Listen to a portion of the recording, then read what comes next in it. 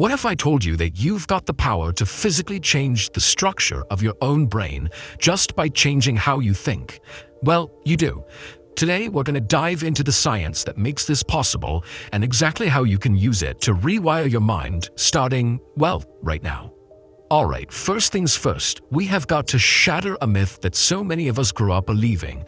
This idea that our brains, our personalities, our habits are all somehow set in stone. So let's get this out of the way right up front. For the longest time, science thought the adult brain was basically a done deal. We know now that's just plain wrong. Your brain is not fixed. It's not some permanent piece of hardware you're stuck with for the rest of your life. And it is absolutely not locked into the way it is right now. Really understanding this one simple fact, well, it's the key to everything else we're about to talk about.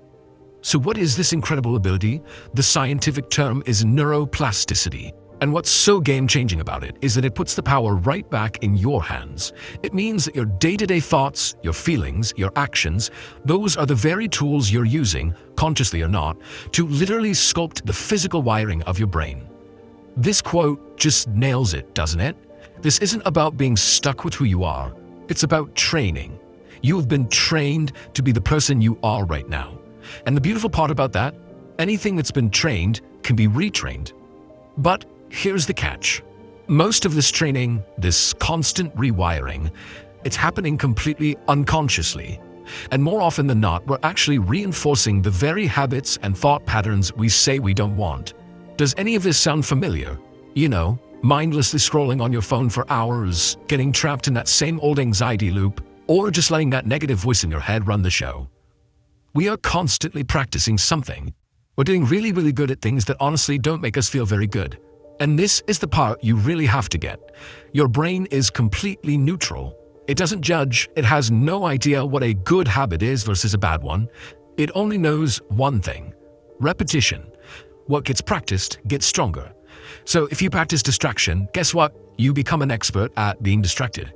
If you practice gratitude, you get better at feeling grateful. Your brain just builds up the pathways you use the most. Simple as that. You see how this just flips the script? Instead of feeling like a victim of your own mind, asking, why am I like this? You get to become a detective. You get to ask, what am I actually rehearsing in my mind and with my actions day in and day out? Because whatever that is, that's what's building you. So how do we stop all this unconscious training and actually start taking control of the wires? Well, it boils down to a pretty simple but incredibly powerful three-step process. Okay, step one is awareness. You just can't change what you can't see. So you start by just noticing your go-to patterns, your automatic reactions with no judgment. Then, step two, interruption. The second you notice that old habit kicking in, that urge to worry or complain or procrastinate, you just pause. A tiny little pause. That's where all your power is. And finally, step three, replacement. The brain really hates a vacuum. You can't just stop a thought, you've got to replace it. So this is where you intentionally, deliberately choose a better thought or a different action. Now, look, knowing the steps is one thing, right? But making the change actually last, that's the real challenge. And to do that, there are basically two fundamental rules to this game. This first rule is absolutely crucial. Your brain doesn't change because you had one perfect day of meditation or one incredible workout. No, it changes because of small, consistent actions over time. Think of it like trying to carve a path in a forest. Walking through it once isn't going to do much, but if you walk that same path every single day, you're going to create a clear trail. Every time you repeat an action, you're strengthening that neural pathway, making the signal faster and more automatic. That's why, when it comes to your brain, repetition will always be intensity. I absolutely love this metaphor. Just think about it for a second.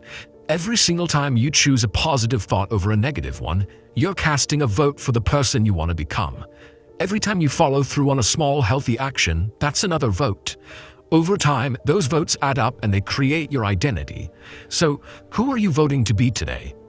And hey, don't forget about your surroundings. Your environment is an incredibly powerful tool. Your brain is constantly reacting to what's around you. If your phone is buzzing with notifications all day, you're training distraction. If your workspace is clean and organized, you're training focus. So you have to be intentional. Curate your environment to support the person you're voting to become. So, what's the point of all this? I mean, why go through all the effort of rewiring your brain? Because this isn't just about being a little more productive or breaking some annoying habits. The ultimate reward here is something much, much deeper. It's about freedom. Real freedom. Freedom from being a slave to your own automatic reactions. Freedom from those relentless negative thoughts that just seem to play on a loop.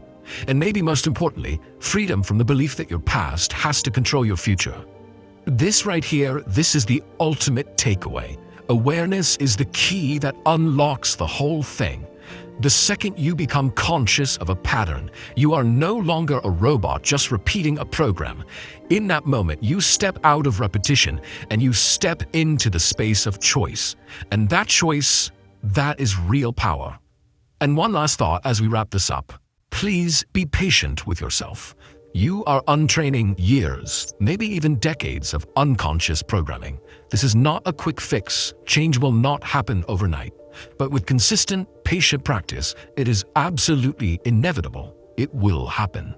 So I'll just leave you with this question. Knowing what you now know, that you can actively change your brain, that the person you were yesterday doesn't have to be the person you are tomorrow, who will you choose to become now?